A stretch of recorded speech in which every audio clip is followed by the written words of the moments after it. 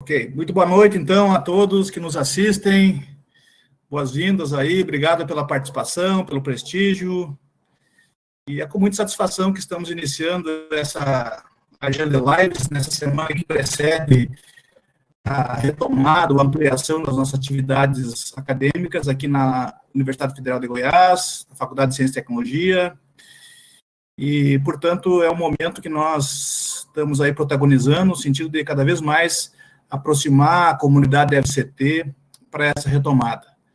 E também esse conjunto de lives aí que estamos promovendo essa semana já faz parte de um pacote de atividades que nós temos desenvolvido na Universidade Federal, enquanto Faculdade de Ciência e Tecnologia, para nos prepararmos, nos mobilizarmos para essa retomada.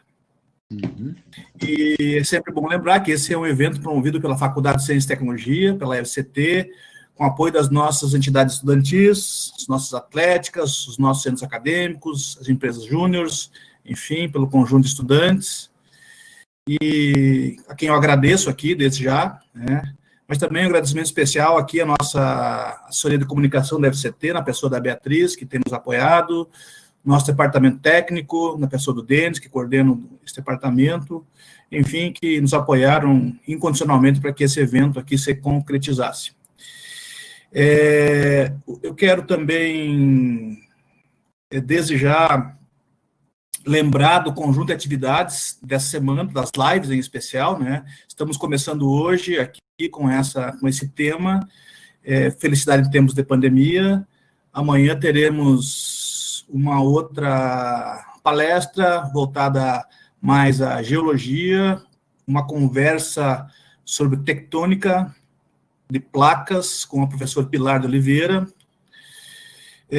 Teremos na quarta-feira, dia 26, uma fala da jornalista Globo News, Danusa Matiasi, vai tratar de um tema também extremamente palpitante, relevante, oportuno, novo normal, pós-normal, o que já mudou para ficar.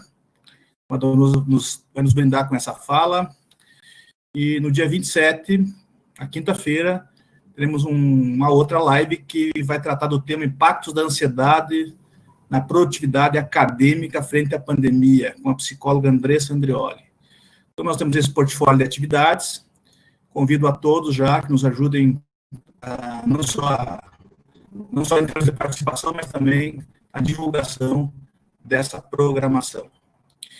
E também quero agora agradecer muito ao meu amigo, colega, professor Djalma Cremonese, professor da Universidade Federal de Goiás, de Santa Maria, melhor dizendo, é o cacuete da linguagem, mas agradeço muito a Djalma.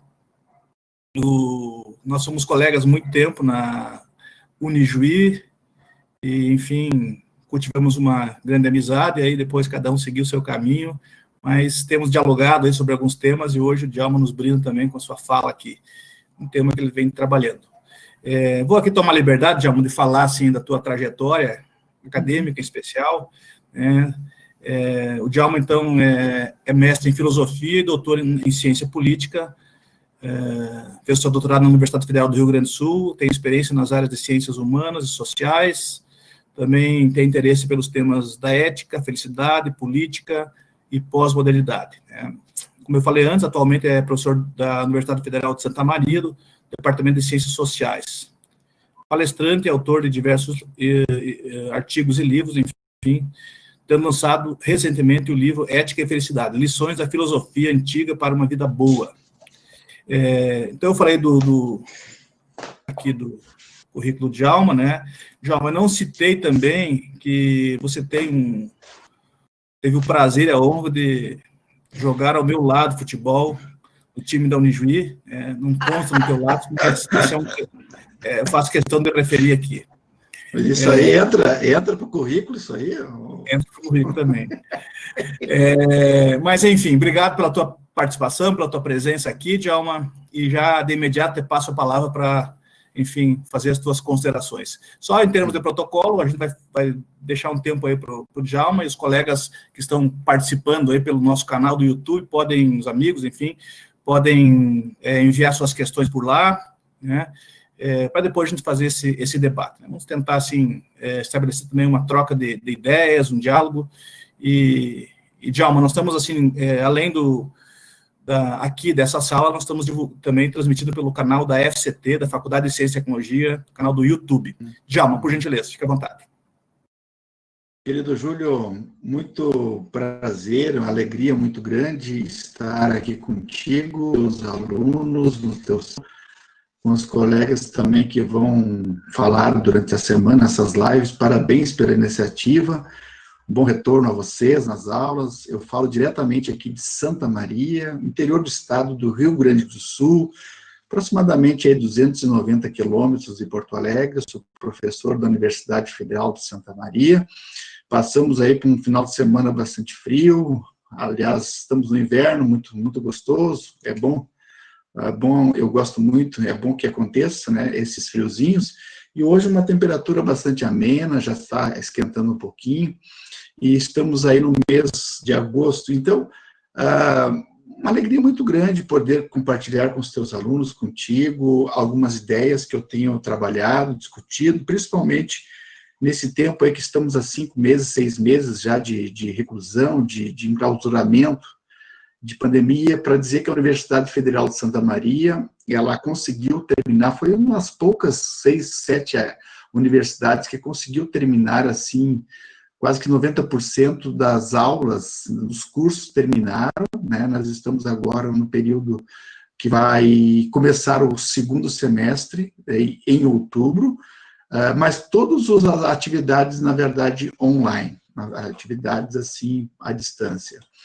Da minha parte, tenho uma facilidade, porque eu tenho um canal no YouTube, que se chama Canal do Professor Djalma Cremonesi, pela qual eu espero que vocês se inscrevam lá, nos ajudem. Se nada der certo na vida, eu vou me tornar youtuber.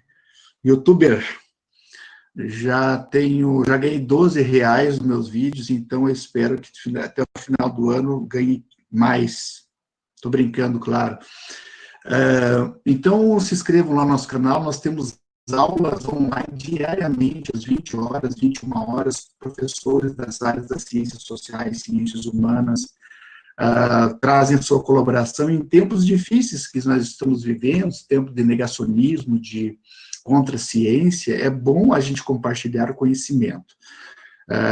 Claro, eu tenho valores que eu defendo, a democracia, os direitos humanos, a justiça social, e principalmente se contrapondo tudo aquilo que desconstrói o ser humano, que é preconceito das minorias. A gente tem que ser, esse canal é um canal também de resistência.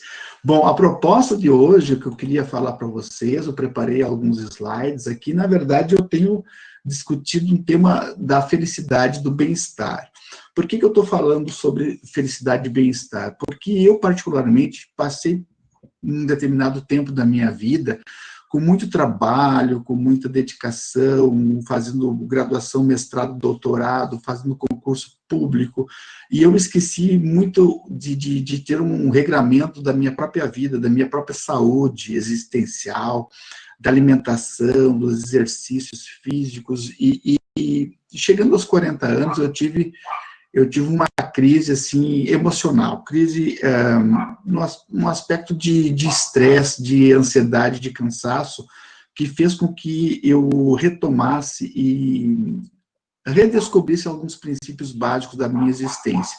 O que eu comecei a fazer? Eu comecei a reler a filosofia clássica, antiga, para tentar compreender algumas ideias para a minha própria existência. Como é que a gente consegue ter uma vida melhor, uma vida boa, uma vida de uma qualidade melhor, ou que a gente busca uma felicidade? O caminho da filosofia foi o que eu encontrei. Tem muitas pessoas que se encontram através da religião, através da psicologia, através da história, através das meditações orientais. Meu caminho foi o resgate à filosofia, que eu quero, na verdade, socializar com vocês aqui.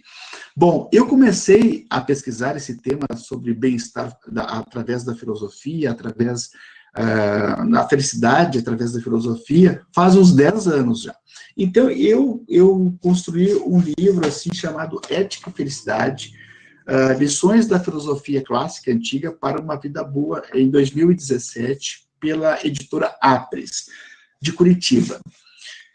E aí eu comecei, em 2014, trabalhar uma disciplina na universidade chamada Introdução ao Pensamento Filosófico, mas que trabalhava o tema da felicidade. Não tinha muitos, assim, não tinha muita procura. E eu comecei mudei a nomenclatura em 2017, chamado Ética e Felicidade, apresentando a disciplina como uma DCG, que é Disciplina Complementar de Graduação, que significa, não é obrigatório, vai quem quer, quem se tiver vontade de fazer uma disciplina, e eu tive uma felicidade muito grande, que eu fui, juntamente com a Universidade Federal de Brasília, foi uma das primeiras universidades do Brasil a trabalhar esse tema felicidade em sala de aula. E hoje eu tenho, assim, a alegria de ter uma sala super cheia, assim, 90 alunos, 100 alunos, de todas as áreas da universidade. Eu sempre digo assim, nós da universidade pública ou particular, comunitária, formamos muitos bons médicos, advogados, engenheiros, pedagogos, mas na questão humana, muitas vezes, falta um ingrediente a mais. Falta uma colaboração a mais dos professores em formar aquele conceito que eu entendo como educação a partir dos gregos antigos, que eles tinham uma ideia, que a educação eles chamavam de paideia. Paideia, em outras palavras, significa a formação integral dos seres humanos, não apenas no cognitivo, no racional, no instrumental, no técnico, formando bom administrador, bom engenheiro, mas na questão humana. Eu acho que nós temos... Então, essa disciplina tem o objetivo, assim, de uma certa maneira, colaborar de uma forma mínima para que os nossos alunos eles tenham uma formação humana na universidade.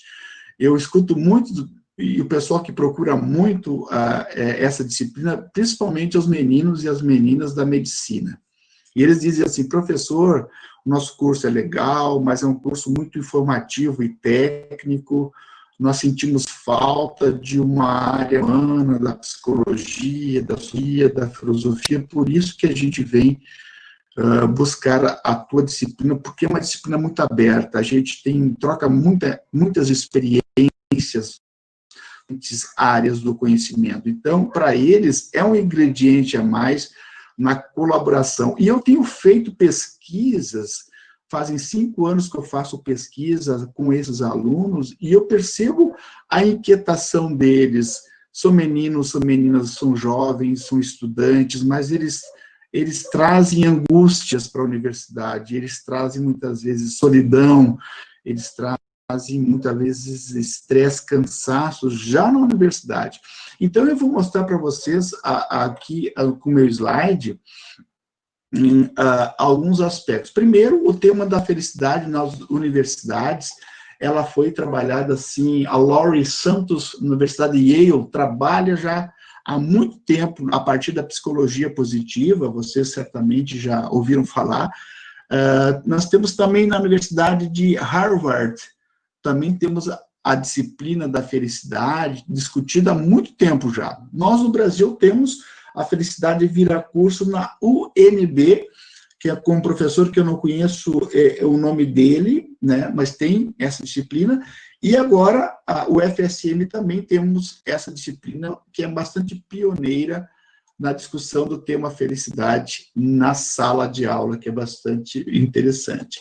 Bom, e como eu falei, a saúde mental dos nossos alunos preocupa um pouquinho, preocupa porque a gente percebe que eles estão, de uma certa maneira, assim, esses meninos, essas meninas estão inquietos, estão inseguros, estão sofrendo de uma certa maneira. E por isso que eu fiz um questionário e questionei eles assim, você teve estresse, ansiedade, tristeza no último ano? E olha o resultado. Dos meus alunos de 4 turmas que eu pesquiso, 77% dizem que sofreram de alguma manifestação de estresse, ansiedade e alguma tristeza prolongada. Claro que a tristeza é inerente ao ser humano, todos nós, de uma certa maneira, temos momentos tristes, mas quando a tristeza ela é recorrente na nossa vida, ela é passível, sim, de estudo, de medicamento, de análise, de psicólogo, de tratamento. Então, veja bem, quase 80% de 10 alunos, 8 sofreram algum distúrbio durante o último ano. Então, é uma coisa bastante preocupante, que não é apenas aqui na Universidade Federal de Santa Maria, certamente na Universidade Federal de Goiás, certamente os alunos também, ou todas as universidades que a gente temos no Brasil e no mundo, de uma certa maneira, os nossos jovens trazem isso para a sala de aula. Você usou algum tipo de medicamento, tipo assim, para controlar o seu estado emocional e psicológico? Veja bem, ó, quase a metade dos nossos alunos já tomaram medicamento para controlar as suas emoções. É um número bastante grande também. Isso representa que eles estão procurando, de uma forma ou de outra. Dizem que a psicologia positiva está valendo que antigamente, aos 33 anos, 34 anos, as pessoas começavam a manifestar ansiedade, medicamentos. Hoje, aos 14 anos, as pessoas, as crianças, né, os pré-adolescentes já estão sofrendo e tomando medicamento muito cedo. Isso significa que nós estamos vivendo um mundo bastante com ansiedade. Outro aspecto que eu pesquisei também, se a felicidade, se eles se consideram felizes, apenas 1/4 dos meus alunos se consideram muito felizes. Os demais, eles não reconhecem a felicidade de um certo sentido. Então, eu sou muito feliz. Aliás, perdão, 25 discordam, né? Temos aproximadamente sempre 25% dos nossos alunos que apresentam, talvez 1/4 deles, assim, eles apresentam certos sintomas que seria passível de um tratamento, né? 1/4 deles tem dificuldades, tem ansiedades, tem tristezas, não se consideram felizes, tiveram momentos de crise. Então, veja bem, de 4 alunos, ele tem dificuldades sérias, que a universidade tem que se preocupar como um todo. Com aulas, com professores, mas também dentro de departamentos de psicologia ou instituições, núcleos dentro da própria universidade que tratem a saúde mental dos nossos alunos. Já tivemos muitos casos de suicídios dentro da própria universidade, dos alunos e também de técnicos e também de professores nos últimos anos aqui na universidade, e que não é diferente nas universidades do país também. Altos índices de suicídio. Bom, e aí eu começo a discutir, que eu vou partir para vocês agora mais para frente, que eu não quero cansá-los, e o que eu considero alguns passos que a gente pode, certamente essas ideias que eu vou passar para vocês aqui, são ideias que vocês já conhecem, já ouviram falar, já leram, já pesquisaram, mas que para mim ajudaram a me orientar um pouquinho, porque eu passei por momentos, como eu já falei antes, de estresse, de cansaço, de crise existencial, até de crise de pânico, que é uma coisa terrível, que eu torço para que ninguém tenha na humanidade, que é um sentimento de impotência, é um sentimento de medo, é um sentimento de morte realmente. O teu corpo está se preparando para algo trágico, você não sai de casa com medo, você tem palpitações, dores no peito, taquicardia,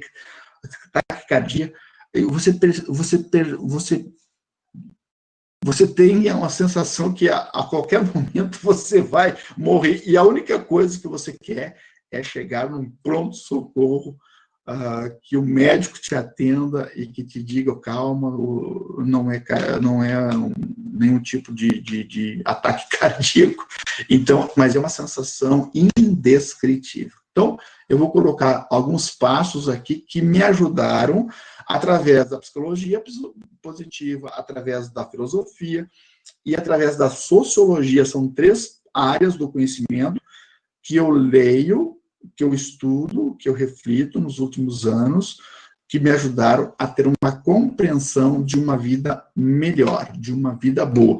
Não é uma vida bem-sucedida, como diz Luc Ferry, que é um filósofo francês, que foi ministro da Educação, na década de 90, no ano 2000, se eu não me engano, ele diz que uma vida boa é uma vida que é aplaudida por si mesmo, você aplaude a tua existência. A vida bem-sucedida, muitas vezes, é aplaudida pelos outros, do político, do artista, da pessoa famosa. Ah, que legal, você é isso, aplaude, você não. A vida boa é uma vida que você sente que ela está sendo realizada de uma forma objetiva, concreta, durante a tua existência. Então, vamos lá, tudo bem com vocês? Nenhuma pergunta até agora, não tem nenhuma interlocução, estou falando sozinho, né? Tudo bem? Alguém está me ouvindo? Eu posso ir Djalma, à frente. Não, seguramente, mas a Beatriz está acompanhando, acho que lá o YouTube, caso surja algum questionamento, acho que ela nos passa por aqui. Tranquilo, então tá. Só para saber se vocês estão me acompanhando, senão eu estou falando, vamos ver se o meu StreamYard aqui também, aqui tem alguém certamente, realmente sem som, né? O meu, infelizmente, está sem som, o meu StreamYard, mas tão tranquilo. Depois eu passo para eles aqui, eu vou sair aqui do... Vamos em frente por aqui, então. Tranquilo. Uma vida boa, bem-sucedida. Vamos lá. A primeira ideia. Bom, Júlio querido e meus queridos alunos, parte na questão do autoconhecimento.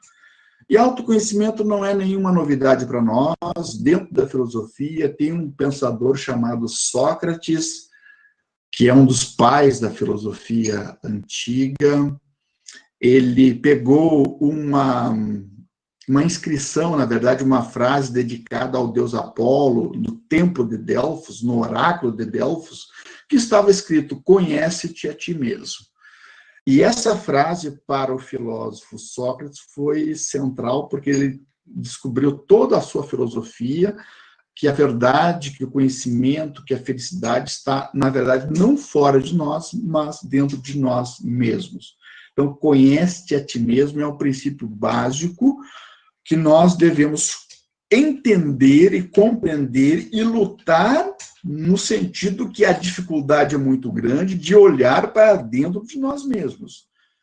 E talvez seja uma das questões mais difíceis que existe na existência humana, é a autorreflexão. Porque muitas vezes a gente tem uma resistência de pensar sobre nós mesmos, porque pensar sobre nós mesmos desconstrói aquilo que a gente se consolidou em pensar. O autoconhecimento é um desafio muito grande. E o pensador Sócrates, ele pega esse pensamento e coloca assim: se uma vida não for examinada, refletida, ela não merece ser vivida. Então, é uma coisa que, quando eu lia e relia, eu comecei a compreender que quanto maior for a reflexão sobre a nossa própria existência, melhor será a nossa conduta humana, mais virtuosa, e o nosso bem-estar será melhor, e a nossa felicidade será maior. Conhecendo a si próprio, quais seriam as minhas reações frente à dor, frente às perdas, frente à saudade, frente à morte, frente às doenças. Isso tudo passa por uma autorreflexão. E uma autorreflexão, ela exige racionalidade para dentro de nós. Desistá-la, sim, é difícil, muito, porque desconstrói aquilo que a gente é acostumado. Mas, no meu ponto de vista, quanto maior for o autoconhecimento, e é difícil porque hoje tudo nos leva ao externo, às redes sociais, às relações intersubjetivas que são boas, mas muitas vezes nós precisamos, e por isso que esse momento de pandemia, momento de reclusão, momento de enclausuramento, é um momento propício também para que a gente possa olhar mais para a gente mesmo. E tem pessoas que têm dificuldade de olhar para dentro de si. Então, primeira dica, anotaram aí? Muito bem, autoconhecimento. Número 2, o mesmo Sócrates diz refletir sobre a nossa própria existência, elas estão ligadas, na verdade, à mesma ideia. Uma vida sem ser refletida, examinada, não merece ser vivida, porque só nós temos essa capacidade de reflexão. Talvez não, somos o único animal que é capaz de refletir, de construir o conhecimento, de transmitir e conhecer a nossa história, a nossa arte, a nossa cultura, e transmitir, e inexoravelmente também se construindo como ser humano. Tem uma ideia que eu logo vou falar sobre Aristóteles, que fala sobre a ética, Nicômaco, diz que nós somos seres que, se deixarmos isolados, como seres humanos, nós não nos tornaremos humanos. Nos tornaremos, vamos representar, vamos imitar os grunhidos das aves, os bichos. Nós nos tornamos humanos pela sociabilidade, significa pelo caráter social, pelo treinamento, pela destreza, pelo ensinamento, pela habilidade, a gente vai se tornando aquilo que ele chama de kalos kagatos, de uma existência boa e bela. Com o pai, com a mãe, com o irmão, com o vizinho, com o professor, a gente vai, em tese, se humanizando. Dante Alighieri, eu sempre lembro dessa frase, Divina Comédia, ele tem uma frase que ele fala assim, homem, né, humano eu não sou, eu vou me tornando humano. Que beleza, né? Vou me tornando. Se bem que algumas pessoas, quanto mais velhas, menos humanas são, né? Exemplos aí, a gente tem os montes que atacam as outras pessoas, que são preconceituosas, e muitas vezes são pessoas que pensam diferente, têm cor diferente, têm opção, tem uma orientação sexual diferente, os preconceitos estão aí. Mas, em tese, diz Aristóteles, o homem vai se humanizando. Quando eu falo homem, vocês me entendem, não é o aspecto gênero, mas de existência. Aspecto número 3 da minha ideia filosófica, veja bem, administrar o tempo. Mas talvez o tempo hoje seja um dos grandes desafios nossos para a gente ter uma vida feliz, e que com a pandemia a gente está redescobrindo o valor do tempo, de ter tempo para fazer aquilo que realmente importa para a minha existência. Antes da pandemia, muitos diziam assim, não tenho tempo para nada. E agora nós temos o tempo, quem sabe, de ler, o tempo de escutar uma música que a nossa trilha sonora. Eu, particularmente, criei a minha rádio online. Eu gosto muito de músicas instrumentais, Franco Porcel, Paul Moriarty, Anthony Ventura, que mais, Ray Conniff. Então, o que eu fiz? Eu criei uma trilha sonora, em tempo de pandemia, tem uma rádio online chamada Rádio Web Cultura Instrumental. Tem pouca audiência, mas quem escuta bastante sou eu. Então, administrar o tempo e dar tempo, sabe para quem? Para nós mesmos, porque somos uma das pessoas mais importantes, somos nós. Se eu não estiver bem comigo mesmo, se eu não dormir bem, se eu não fizer as refeições, se eu não caminhar, o meu corpo estará mal e, inexoravelmente, a minha mente estará mal. Então, há uma certa harmonia entre corpo, alma, espírito, né? Tudo deve estar em harmonia. Então, administrar o tempo é uma das grandes prerrogativas que eu estou redescobrindo agora com a pandemia. Perfeito? Calma. Aproveitando a troca de slides, sugiro que tu depois disponibilize o link da tua rádio aí, caso interesse, nós podemos publicar aqui, disponibilizar para os nossos ouvintes. Mas eu queria aqui rapidamente te passar um comentário do Davi Rezende Messias, que eu acho que é nosso aluno, Davi Davi, nosso aluno, sim. Ele destaca que Sócrates exalta o conhecimento frente à ignorância, algo que temos de construir em contraposição ao niilismo e à felicidade na ignorância. E fala da belíssima reflexão em tempos de pós-verdade. Exatamente, perfeito. Depois nós vamos abrir para a discussão, então o pessoal pode ir perguntando. Isso aqui não é nenhum tipo de... Como a gente está no ambiente universitário, isso aqui é uma leitura muito particular, muito suscetível também de crítica, de desconstrução, de acréscimos.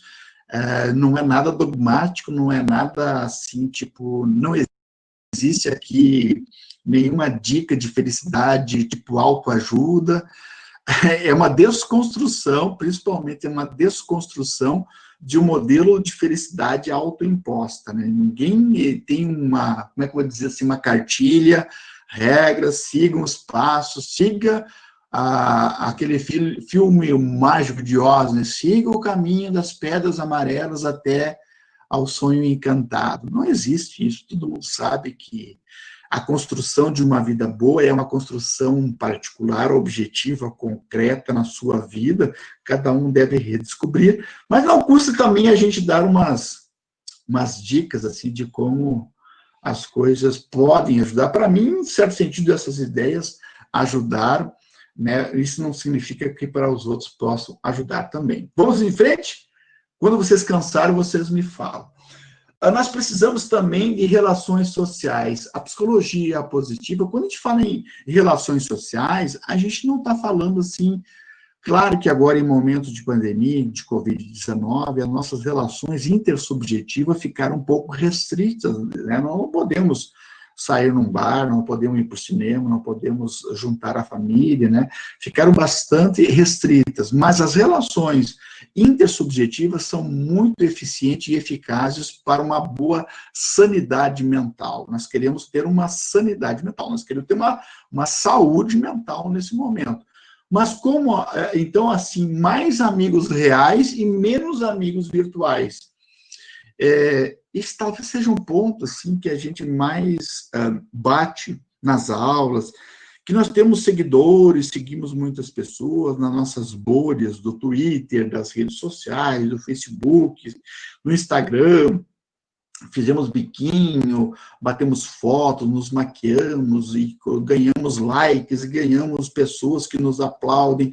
Mas não é esse, na verdade, por quê? Porque muitas vezes nós nos comparamos nas redes sociais. Isso é muito prejudicial. A comparação, mas o fulano, Beltrano é mais belo. Mas o fulano, Beltrano tem melhores viagens, melhor carro, melhores jantas, almoços. Então a gente começa, mas realmente eu não consigo fazer tudo isso que o outro faz.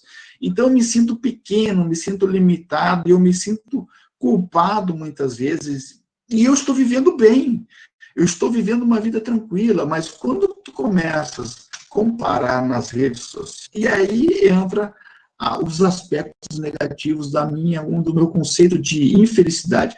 Como é que fulano está tão feliz e eu lá no fundo me sinto, de uma certa maneira, quase que infeliz, um mal-estar, né? Mas não te preocupa. Esse sorriso, essa beleza do outro, da outra, não é tão real assim, não é tão verdadeiro assim. Sabe por quê? Porque somos humanos. Sofremos, somos contingentes, temos perdas, solidões, mágoas, tristezas, angústias. No certo sentido, cada um deve se arranjar, se compreender e não achar que o outro é um modelo de beleza, modelo de felicidade para mim.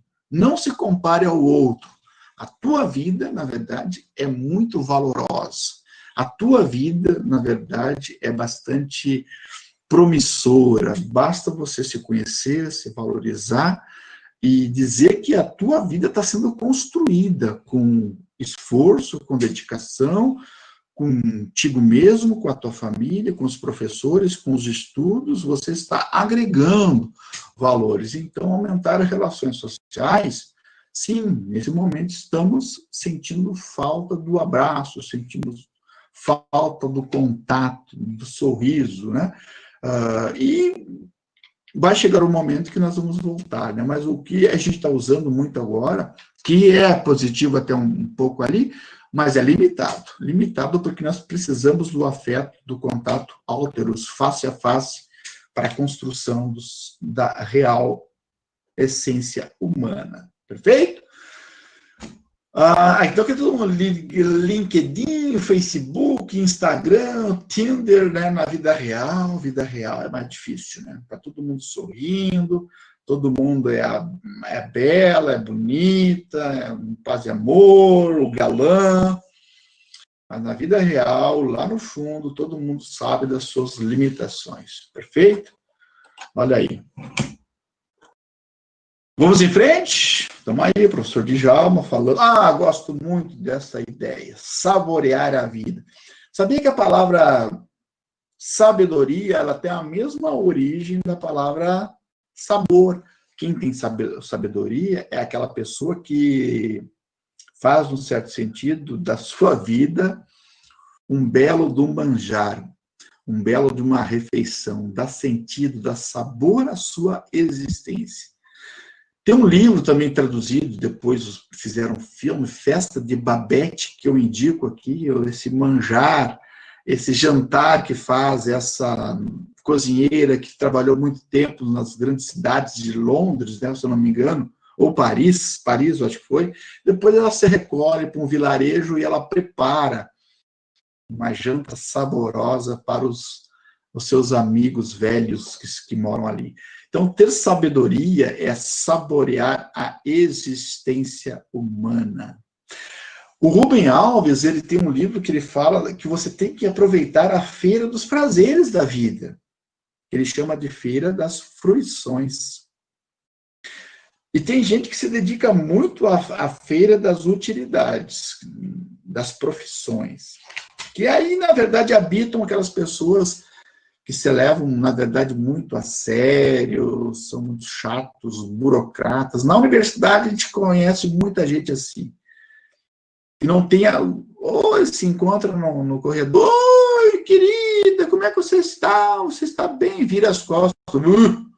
Não posso nem ver esse fulano aí. Ou se dedicam assim no aspecto, minha vida se resume no currículo Lattes. Publiquei 2 artigos, quais, não sei qual, A, B ou C, D. Muito bem, parabéns, coloque teu quais lá. Esse dia eu vi uma frase no muro da universidade que sintetiza bem assim, a vida não cabe no quais. Tem gente muito preocupada com o quais. Ótimo fazer pesquisa, ótimo ser um pesquisador, ótimo ter bolsa, produtividade, parabéns para você, mas a vida não se resume nisso. Tem gente que vai para a universidade sábado de manhã, sábado de tarde, domingo de manhã, domingo de tarde, não tem um tempo de ficar com a sua esposa, com seu esposo, com seus amigos, com seus filhos, assistir um filme, está produzindo, está pesquisando. Aí termina a sua história, daqui um dia ou 2, e a sua história terminou. Então, a feira das utilidades é a feira dos burocratas, das coisas úteis. Não se ordine a utilidade do inútil. Tem um livro muito legal que ele valoriza muito esse aspecto da vida, aquilo que a sociedade considera inútil, uma visão utilitarista, pragmática, instrumental, consumista, busque as coisas inúteis, que ali está o segredo da vida boa. Um copo de vinho, um sorriso, uma música, um pôr do sol, um abraço da mãe, do pai, dos amigos, do filho, coisas simples. Então, está aí o argumento do Rubem Alves. Leiam esse livro que é fantástico. Perfeito? Vamos lá. Que ideia? Gosto muito também. Para a vida boa, em tempo de pandemia, temos que aprender a simplificar a vida. Sêneca, que era um filósofo estoico romano, já dizia assim: pobres são aqueles que muito precisam, têm muitas necessidades. Eu necessito de uma casa nova. Eu necessito de um sofá novo. Eu necessito de um romance novo. Eu necessito de uma viagem. Bom, Tem gente que está sempre necessitando, sempre querendo algo para preencher o vazio. Então, os pobres são aqueles que muito precisam, os ricos são aqueles que se bastam a si mesmos. Então, a pessoa rica é aquela que se valoriza aquilo que ela tem como existência humana. E o Pepe Mujica, ele é um grande pensador, ex-presidente do Uruguai, ele fala assim, eu não sou pobre, eu sou uma pessoa consciente, leve de todos os equipamentos, vivo com o que é justo, com que as coisas para que as coisas não me roubem aquilo que é essencial em mim, que é a minha liberdade. Ele vive, na verdade, um dos ex-presidentes mais pobres do mundo. Tem uma chácara de 4 hectares, um Fuca 76, uma cadela que morreu há pouco tempo atrás, que tinha 18 anos. Ele planta, né, hortifruti grangeiros, e uma pessoa completamente sábia. Então, nós somos campeões de dificultar a nossa existência, complicar a nossa existência, uma carga muito forte nas nossas costas. E levai sempre, dizia um pensador antigo, no seu barco, na sua travessia do mar, algo que, se o barquinho que você está andando viesse a naufragar, que você tivesse a possibilidade de atravessar o rio a nado. Tem gente que enche tanto o barquinho de quinquilharias a sua existência, que se o barco afunda, ele afunda junto na correnteza dos mares da vida. Simplificar é a vida. Viver o momento presente. Que ideia bonita dos estoicos, né? Tem gente que, olha, vive o passado e não sai do passado. Se foi ruim o passado, ele vai se lamuriar a vida toda. Se for bom o passado, ele quer voltar no passado. Mas o passado não tem mais existência. Ele só existe porque você existe aqui e agora, que você lembra de algo que passou. E tem outros que sofrem por antecipação com o futuro. E agora estou aqui nessa live, mas devia estar jantando, devia estar lá lavando a louça, devia estar fazendo aquele resumo, devia estar assistindo o Jornal Nacional, devia estar... Calma, cara, calma, minha senhora, meu senhor. Viva aqui agora. Eu estou aqui numa live, eu estou falando com vocês, eu estou a 110% aqui. A minha mente está aqui. Tem gente que sofre aquilo que os psicanalistas falam de síndrome de pensamento acelerado. Estão sempre fora da realidade, ou no passado, ou no futuro, e esquece de viver esse momento que eu estou vivendo, que eu estou respirando. Agora, aqui, se eu estou jantando, jante, se eu estou estudando, estude, se eu estou dormindo, durma, se eu estou no lazer, eu estou no lazer, se eu estou jogando, jogue, se eu estou amando, ame, se eu estou vivendo, viva, mas não, tem sempre trocando. Não devia estar lá. E quando tiramos um tempinho para a gente, estamos com aquele pensamento culposo. Deveria estar fazendo isso. Então, viver, aprendi muito desses caras aqui. Estamos chegando já no final, prestar atenção nas pequenas coisas. Temos aqui José Saramago, um livro fantástico, Ensaio sobre a Cegueira. A primeira frase, antes de começar o livro, que ele fala assim, se podes olhar, vê, se podes ver, repara. Essa é a nossa dimensão que nós temos hoje. A preocupação nossa é que nós não paramos para ver o detalhe da nossa existência, para ver as pequenas coisas da nossa existência. Como eu coloquei aí, nós vivemos uma vida no automático, colocamos sempre assim, acordamos de manhã, caímos na rotina. Rotina, na palavra francesa, significa aqueles que seguem sempre a mesma rota, mesmo caminho, mesmo estado. Acorda, café, trabalho, almoço, janta, e passa uma vida toda fazendo a mesma coisa e não sai da sua rotina. Prestar atenção nas pequenas coisas é prestar atenção naquilo que é essencial à vida do ser humano. Facundo Cabral, que eu já vou falar, ele diz que o problema o Facundo Cabral é um escritor, poeta, musicista argentino, falecido. Ele diz que o problema da nossa existência não é o estresse, o cansaço. O problema da nossa sociedade contemporânea é a distração. Estamos distraídos para aquilo que é essencial para a nossa existência. Que legal isso, né? Buscar sempre o silêncio, nós precisamos meditar, nós precisamos esse momento que a gente se encontra com a gente mesmo, fugir um pouco do burburinho das redes sociais, da multidão, do fórum da vida, das discussões das redes sociais. O Twitter, olha, vou te contar, se você entrar 10 vezes no dia, você tem 10 vezes de algo para te preocupar com a política, com a arte, com a cultura, com a sociedade. Nós precisamos ter uma vida contemplativa. Nós temos que contemplar aquilo que é essencial para nós. Perfeito? Vamos lá, terminando. Não se distrair. Já coloquei aqui a ideia do Facundo Cabral. Distraído em relação àquilo que nos preenche, né? Aquilo que nos rodeia, a natureza, os peixes, o gramado, as estrelas, o vento que bate na minha face, a amizade, o sorriso, as piadas que nós contamos e damos risada. E não é ruim viver só, claro que não.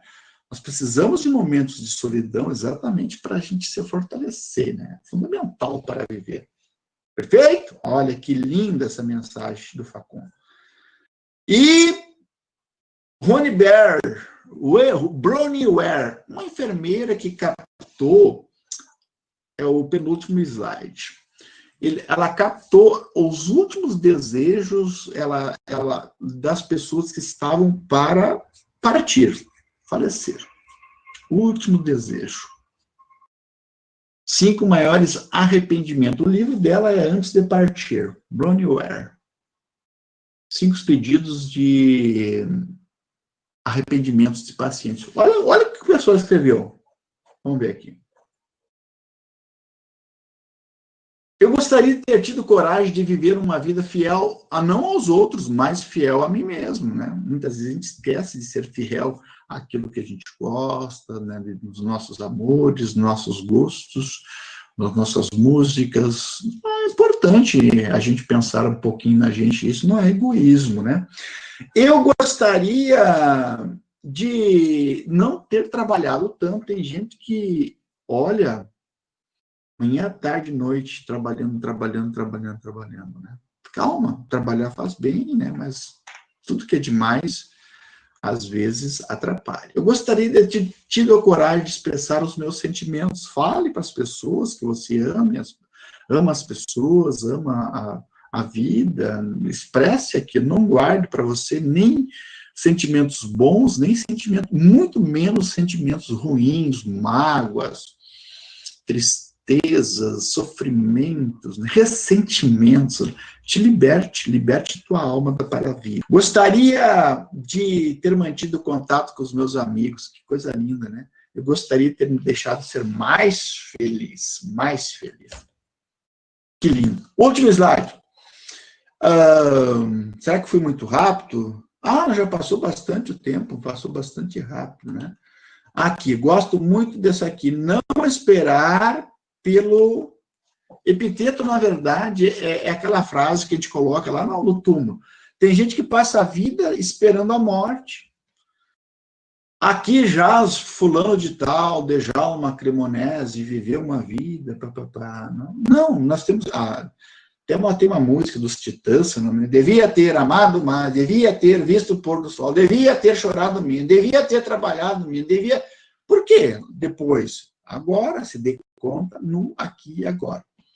Eu já escolhi a minha, viu, Júlio? Eu já escolhi a minha frase aqui. Botei aqui já, professor Djalma, um gordinho feliz que comeu o que quis. Uma boa, né? Gostei. Eu tinha uma tia solteirona que tentou ser freira, não deu certo. Tentou casar, também não deu certo. Ela botou no seu epitáfio, devolvida sem uso. Fazer o quê, né? Se ninguém comeu, a terra comeu. Meus queridos, como é bom falar no silêncio, assim, ninguém... Muito obrigado pela atenção, pelo carinho. Se inscreve no nosso canal. Quero ver, Júlio, quantas pessoas vão nos prestigiar. Não vi nenhuma, agora estava vendo no meu canal aqui, nenhum inscrito. Vamos ver se a gente consegue faltar aí alguns inscritos no nosso canal para nos prestigiar. Valeu, meu querido! Muito obrigado, professor Djalma. Seguramente Goiás vai lhe apoiar. Obrigado pelas palavras inspiradoras aí. Seguramente muitas lições, muitas reflexões vai nos trazer, né? Para o senhor que foi um grande meio-campista jogando ao meu lado, tem algumas considerações aqui. Abandonou o futebol, né? Sim, os joelhos não permitem mais. O mundo perdeu um talento. Bem lento mesmo. A Edilene aqui, a nossa colega servidora, ela fez um comentário interessante aqui, né? Destacando que bom esse espaço para uma fala tão relevante que é a vida. Todos somos protagonistas da nossa vida e o papel do outro não nos faz sentir realizados, mas sim frustrados. A professora Lia Yamanaka, também, nossa colega professora do curso de Engenharia de Produção, ela faz uma pergunta: como fica a questão das relações em termos de questão da relação em termos de relações sociais em tempos de pandemia? Acha que esse momento atrapalhou ou ajudou as pessoas? Tem pessoas que dizem que devem ter mais tempo para falar com a família, amigos e outros devido à pandemia. Por outro lado, aumentou muito o número de pessoas abaladas psicologicamente pela questão do isolamento. O que faz a diferença na sua opinião? Eu vou passar todos, depois tu vai te dar um descanso aí. O Davi faz umas perguntas. Como lidar com a insegurança quanto ao futuro, professor? Crise política, econômica, recursos sendo esgotados, pessoas cada vez mais ambiciosas. Não parece um futuro muito animador para a maioria dos jovens e adultos. A Edilene também novamente comentou: que bom esse espaço, mas isso que já vi, né? Acho que está repetido aqui. Então, assim, alguns comentários aí que o pessoal fez, tu pode ficar à vontade para fazer suas considerações. Já temos algum tempinho, exatamente. Eu, particularmente, entendo que voltando um pouquinho, a felicidade que a gente tenta estudar e compreender, um pouco repetindo aquilo que eu falei, ela não é uma regra a ser seguida por todos, não há um modelo, não há um gabarito, não há uma regra efetiva, cada um deve se achar. O filósofo Aristóteles, ele diz que, muitas vezes assim, a gente pensa, a felicidade é confundida com momentos de prazer, assim, de alegria momentânea. Não.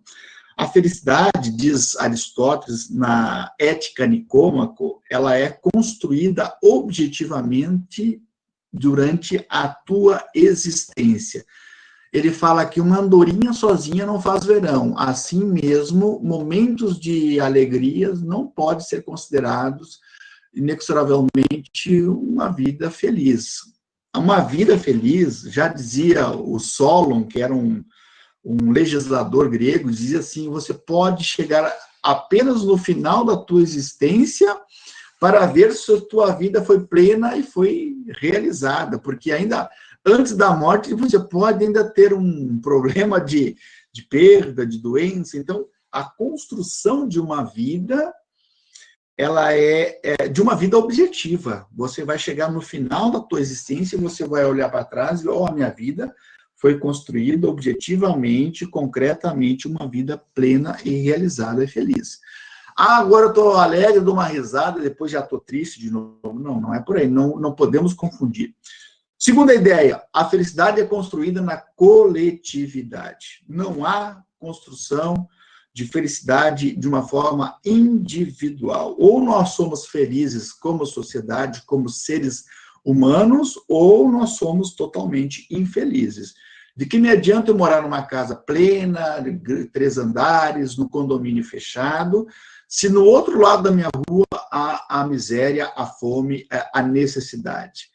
Na questão intersubjetiva de Levinas, a gente aprende que a gente não é um ser individual, a gente é um ser coletivo. A nossa essência é uma só. Então, o que eu prego? Eu compreendo, na verdade, que todos nós temos que ter dignidade humana. A dignidade humana passa por uma sociedade sem desigualdades. A dignidade humana passa por ter uma moradia digna. A dignidade humana passa por ter uma alimentação, passa por ter uma educação, passa a ter por uma vida segura. Então, a dignidade humana não é nenhum tipo de riqueza. Talvez seja, Júlio, uma das grandes utopias nossas, né, de nós construir uma vida melhor, eu como professor, você, ou aqueles que nos escutam, né, de torcer, de escrever, de denunciar as injustiças, porque nós queremos vida, e uma vida plena, e uma vida em abundância. Isso é uma prerrogativa até cristã, né, que a gente pode assimilar. Então, não existe vida boa se não existir coletividade. Terceira ideia. Muitos dizem que depois da pandemia vamos nos tornar seres melhores. Tenho minhas dúvidas, meu querido Júlio e meus queridos ouvintes. Tenho minhas dúvidas que seremos melhores. Me parece que aquelas pessoas que têm uma propensão, uma sensibilidade de um respeito ético à alteridade do outro, vai ser melhor. Mas aquela pessoa que entra na pandemia, que vê o outro como inimigo, com preconceito, desconstruindo a imagem do outro, vai sair pior como ser humano. Então, eu acredito que o ser humano aprende, mas se não aprende no zelo, no amor, aprende na dor. Mas, mesmo assim, há uma resistência muito grande das pessoas em compreender, em ser mais solidários e melhores. Tenho minhas dúvidas, não é que eu seja pessimista em relação ao ser humano, também não sou muito otimista, em dar uma de poliana, né, Júlio? Ver tudo de cor, ai, que legal, o mundo, que otimista. Mas eu tenho que ser entre o pessimista e o realista. O pessimista é muito chato, né? O realista é talvez muito sonhador, o otimista, mas talvez sendo mais realista, vendo a sociedade naquilo que é real, a gente pode ter uma visão bem mais lúcida, né, da sociedade. Deixa eu aproveitar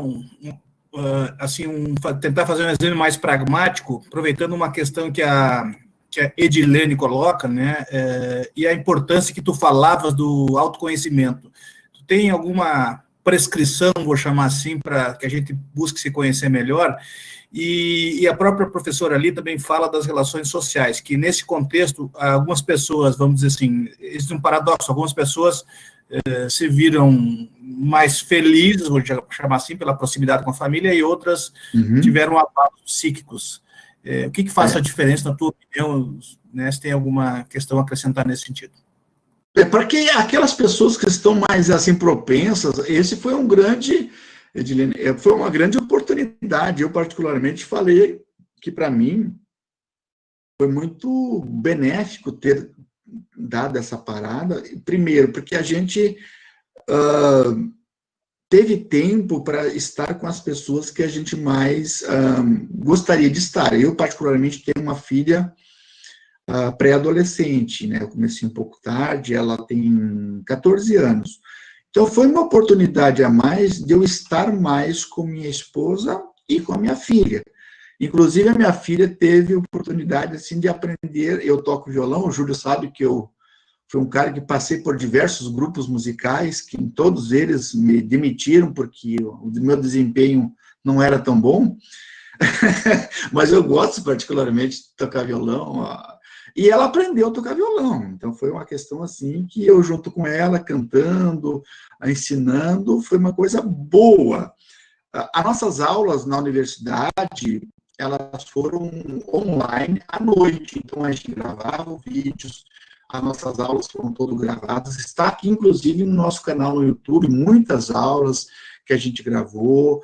Então, particularmente para mim, a pandemia, tirando o aspecto trágico, que é socialmente analisando a morte de mais de 115 mil pessoas na nossa realidade brasileira, no mundo, que é, por sinal, trágico, né, porque tivemos perdas, Por outro lado, houve um aprendizado muito grande de autoconhecimento, de leituras, de música, de uma autorreflexão, de dormir talvez um pouquinho melhor, de me alimentar um pouquinho melhor, de talvez ter um tempinho de dar uma volta, de dar uma caminhada na quadra, uma corrida, né? De uma forma individual, né? Sempre com as prerrogativas do cuidado, do contato para o outro. Mas aquela pessoa que tem dificuldade de parar, de ter um momento seu, de olhar mais para dentro de si mesma, eu acho que ela teve grandes dificuldades porque o ritmo frenético que as pessoas estavam andando, que o mundo estava andando, me parece que a própria natureza se encarregou em fazer que uma parte do planeta, que somos nós, seres humanos, diminuísse o nosso ritmo, né? Então, está em nós aprender, tirar um aprendizado disso, com gestos solidários, quem sabe, de fazer uma compra para uma vizinha, um vizinho, né, cuidar, quem sabe, estar mais próximo daquelas pessoas que a gente ama, talvez foi um aprendizado que particularmente eu adquiri.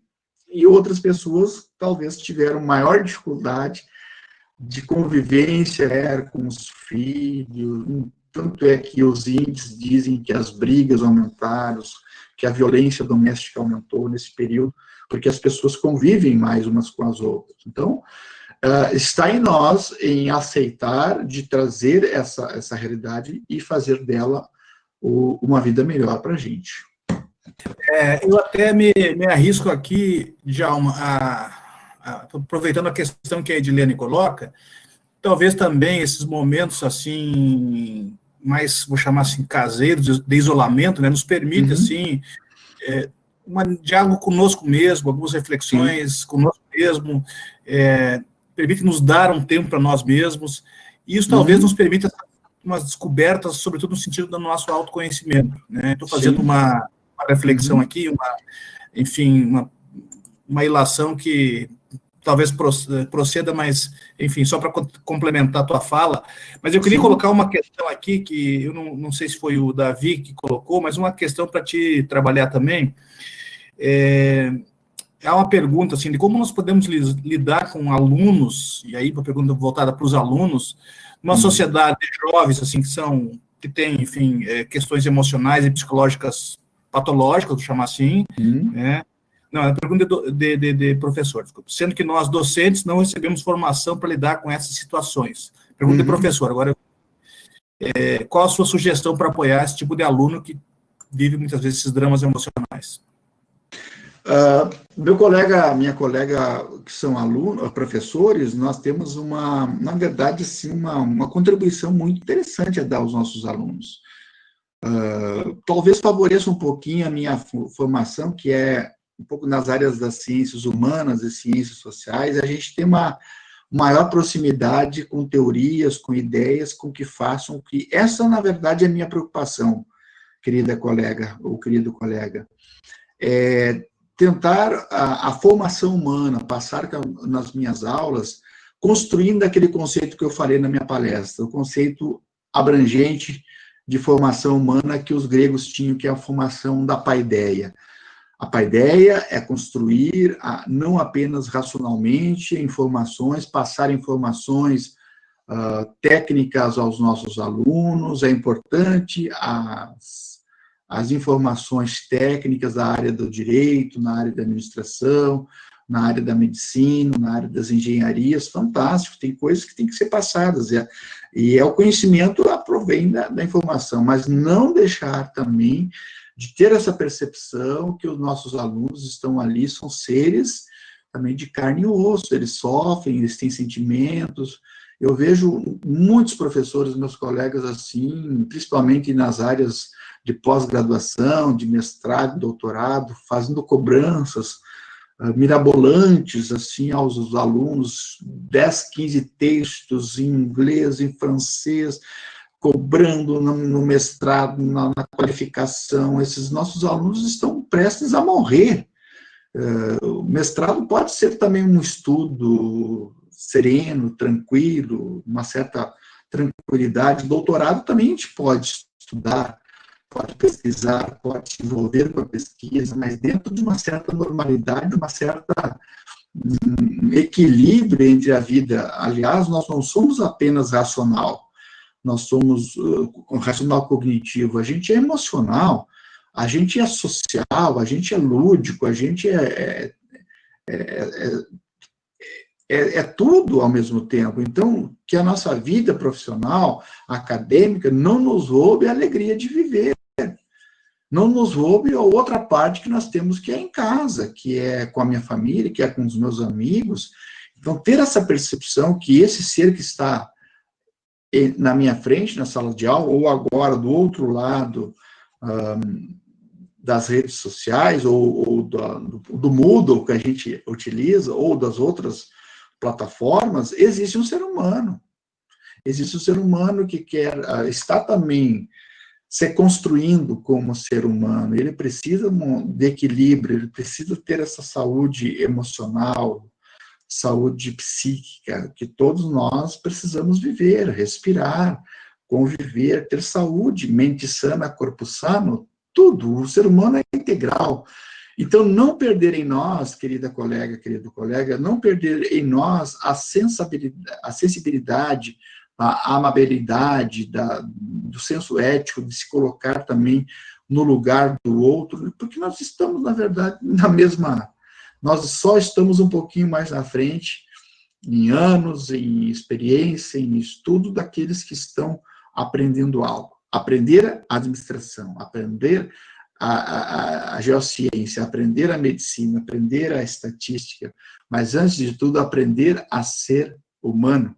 É isso que nos meus 30 anos quase de magistério superior, eu acredito muito na formação integral do verdadeiro ser humano, que ele possa ser feliz, ter uma vida boa, ter uma qualidade de vida nesses 3 dias da nossa existência humana, porque depois é silêncio, depois é o nada. Então, nós temos que aproveitar esse momento que nós estamos juntos e nos curtir, nos alegrar com, pelo menos, estando, ouvindo, convivendo, nos alegrando, cantando, chorando, nos momentos tristes, nos momentos alegres também.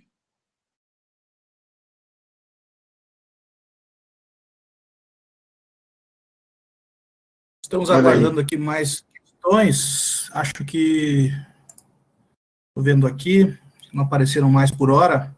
Uhum. Mas seguramente temos um conjunto aí de mensagens para nos refletirmos aí nos próximos dias, nos próximos tempos. As tuas mensagens são inspiradoras, Djalma.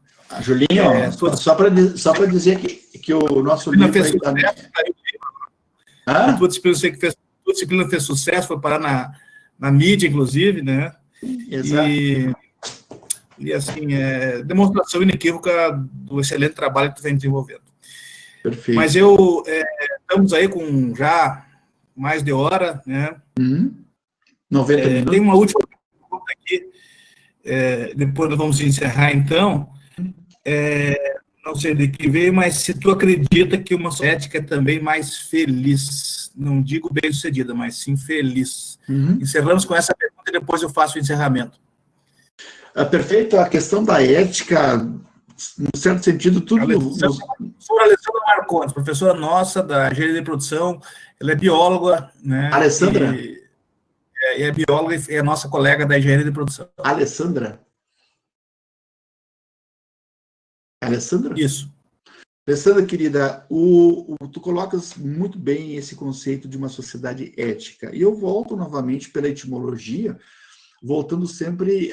eu sou um leitor, assim, costumaz da filosofia clássica, antiga, porque esses filósofos antigos, assim, eles não tinham essa separação entre a racionalidade filosófica da sua própria existência. Eles se aproximavam muito, assim, de uma vida coerente, de pensar e viver filosoficamente. Por isso que nós, contemporâneos, modernos, talvez sejamos mais estudiosos da filosofia, ou leitores da filosofia, ou professores de filosofia, mas não filósofos propriamente dito. Por isso que eu gosto de voltar aos gregos. E os gregos criaram, inclusive, essa palavra ética. A palavra ética, para os gregos, vem de ethos, vem de oikos, de casa, de valores, de hábitos, de costumes que a sociedade humana cria para viver e viver bem. Então, são hábitos, costumes que vão variando, que vão modificando em diferentes culturas, em diferentes épocas. O que era um tempo atrás não é mais, vamos aprimorando nossa convivência, mas eu posso resumir o conceito ética, e que talvez todas as religiões que existem no mundo, porque o homem é um ser religioso por natureza, está pautada na seguinte ética: não fazer ao outro aquilo que tu não queres que o outro te faça. É um princípio básico, universal, que todas as religiões valorizam eticamente. Em outras palavras, nós podemos dizer assim, viver eticamente é o cuidado com o outro, é o cuidado com a natureza, é o cuidado com o planeta, é o cuidado com os peixes, com os mares, com o ar, com o planeta que a gente vive. Viver eticamente numa sociedade é sempre se colocar no lugar do outro, né? Não fazer aquilo que tu não gostaria que o outro te fizesse. Em outras palavras, a ética está ligada à empatia, né? Respeitar o outro do jeito que o outro é, nas suas diferenças. É difícil isso, é diferente. É difícil